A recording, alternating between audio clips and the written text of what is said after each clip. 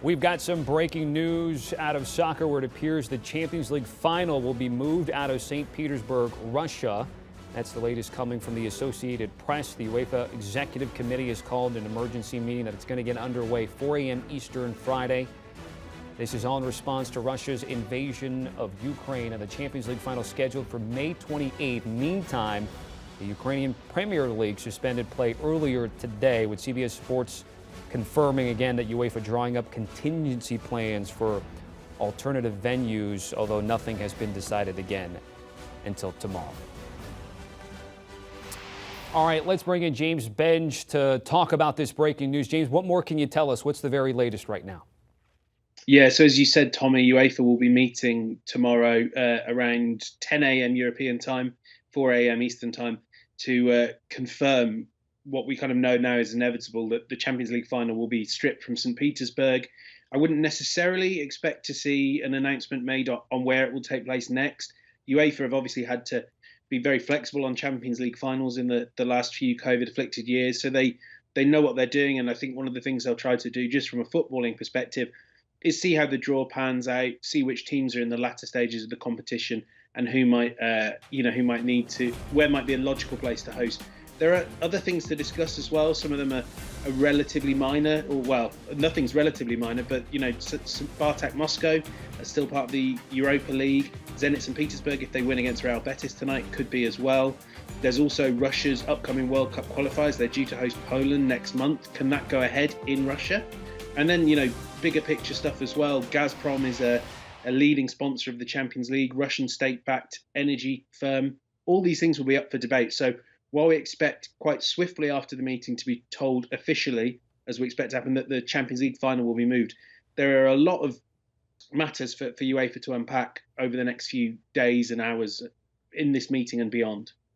All right, I've got a couple of follow-ups, and you referenced a few. Let's just start with possible alternate sites, venues, maybe the UK. We know Portugal's certainly been open to change. I would think, though, whatever change of venue and site, you're trying to accommodate 100 to 150,000 supporters there. What do you think about the prospects of what big cities or what type of countries might be able to host?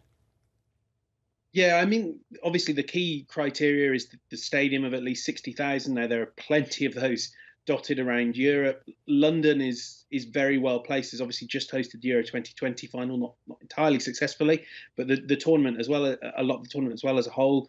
There is interest there. The London Stadium, I know they've declared their interest. That's West Ham's home ground. Complicating factors to do with Tottenham Stadium and Wembley's, but London offers a lot. And of course, 5 teams in the last 4 Champions League finals have been English teams, so that's a possibility. As you said, Tommy, we've seen them go to Portugal before. They will be looking for places that are relatively accessible for home fans. They don't want to be throwing at Man City fans who've got to travel to Azerbaijan a few weeks' notice. So expect them to probably stick to cities that are well connected with the rest of Europe, and wait a little while, maybe till we're into at least the quarters, maybe the semis, just to make a final decision on where would be the best place to host. All right, and lastly for you, not speaking for UEFA, but just in general of covering football and getting a sense of this obviously being reactionary about what's happening with Russia and the Ukraine at the moment, do you anticipate that they've had some maybe preliminary talks about potential changes even before calling for this meeting today? Yeah, of course, this has been a conversation that escalated quickly over the last week, and all of us in Europe are very shocked. This is something that most of us in our lifetime haven't seen, a conflict like this in this continent.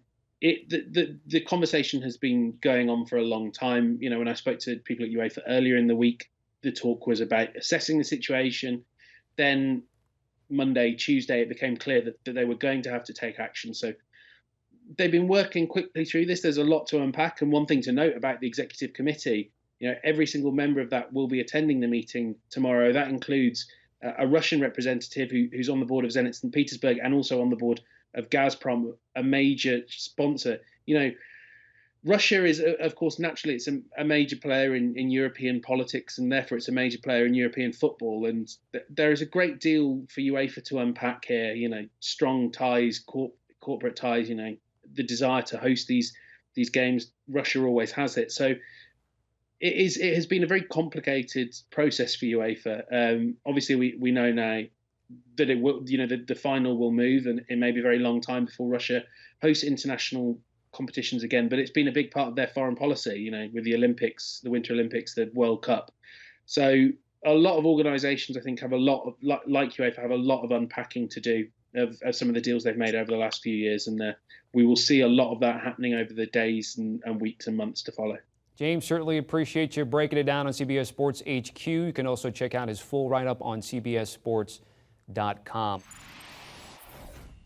Do you want a sports network that delivers everything that matters about the game? The highlights, the picks, the instant analysis, no yelling, no fake debates, no politics. Hit the subscribe button and never miss a moment.